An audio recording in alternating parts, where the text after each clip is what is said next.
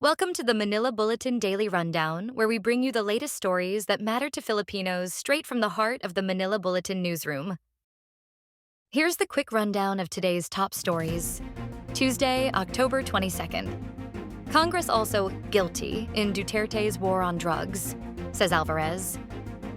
Davao del Norte Representative Pantaleon Alvarez, a supporter of former President Duterte, stated that Congress shares responsibility for the blood spilled during the controversial war on drugs.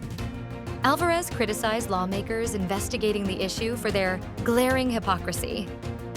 He pointed out that the drug war only occurred with public support and congressional approval, noting that many current members were in office during the 17th and 18th Congresses. He argued, if Duterte is guilty, Congress is also guilty, emphasizing that lawmakers cannot escape accountability for the thousands of deaths resulting from the campaign. Kristine intensifies into tropical storm. The Philippine Atmospheric, Geophysical, and Astronomical Services Administration said tropical cyclone Kristine, with international name Trami, intensified into a tropical storm earlier today.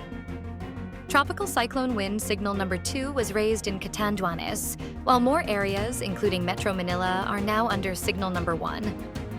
Pag-asa said the highest tropical cyclone wind signal that may be raised during the passage of Kristine is signal number 3. Several areas across the country may also experience rains due to Kristine's vast circulation. Biden honors Filipino Americans. U.S. President Joe Biden said that Filipino Americans must be proud of their achievements and aspirations, as the dreamers and doers like them embody the possibilities that a great United States has.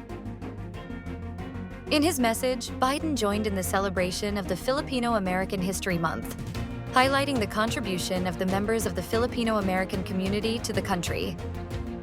He said that since the founding of the U.S., Filipino Americans have enriched the very essence of who we are as a people.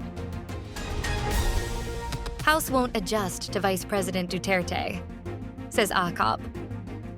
Antipolo City Representative Romeo Acop stated that the House of Representatives will not adjust to accommodate Vice President Sara Duterte following her recent press conference. Criticizing her demeanor, Acop noted that excessive anger can lead to a loss of decency. He emphasized the importance of managing emotions as a test of character. Acop reaffirmed the House's commitment to accountability and their duty to investigate the office of the Vice President's funds use, dismissing any suggestion to ease the inquiry due to her outburst. She crossed the line. Sandro hits VP Sara for maligning dad PBBM and late grandpa. Ilocos Norte Representative Sandro Marcos criticized Vice President Sara Duterte for her bizarre temper tantrum and abhorrent comments about his father and late grandfather. He expressed that while he respected her position, he could not remain silent as she threatened to exhume a former president and behead the current one. Despite his father's advice to refrain from public criticism, Marcos felt it was time to speak out against her behavior, stating, "One must draw the line at some point." Philippines marks second year as World Bank's 5th largest borrower under President Marcos. The Philippines is the World Bank's 5th biggest borrower for the second straight year, coinciding with the first 2 years in office of President Ferdinand R. Marcos Jr. The World Bank's latest annual report, disclosed on October 18th, showed that in fiscal year 2024, covering the period July 1st, 2023 to June 30th, 2024, the Philippines borrowed a total of $2.35 billion across 4 loans from the Washington-based multilateral lender.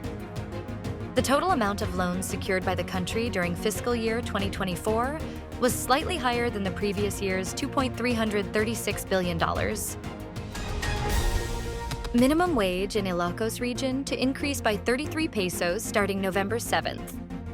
Starting November 7th, private sector workers in the Ilocos region will receive a daily wage increase of 33 pesos, following approval from the Regional Tripartite Wages and Productivity Board, as announced by the Department of Labor and Employment. Under Wage Order Number RB-1-23, the new minimum wage will be 435 pesos for agricultural workers and non-agricultural sectors with fewer than 10 employees. while those with 10 or more employees will earn 468 pesos. This 8% increase will also affect benefits like the 13th month pay and contributions to SSS, PhilHealth, and Pag-ibig. Initial report shows Liam Payne had illegal substance in his system when he died, says Argentine official. An initial toxicology report for Liam Payne, the former One Direction singer who died after falling from a hotel balcony in Buenos Aires, indicated the presence of cocaine in his system, according to an Argentine official. Final results will not be available for several weeks. The preliminary findings, shared with local prosecutors, suggested cocaine exposure, but did not quantify levels at the time of death. Payne's autopsy confirmed that his injuries were consistent with the fall, and no foul play was suspected. Investigators discovered narcotics and alcohol in his hotel room, suggesting a possible substance-induced breakdown before his fall. Stay updated with the latest news. Visit our website at www.mb.com.ph or follow us on social media. Thanks for tuning in to the Manila Bulletin Daily Rundown.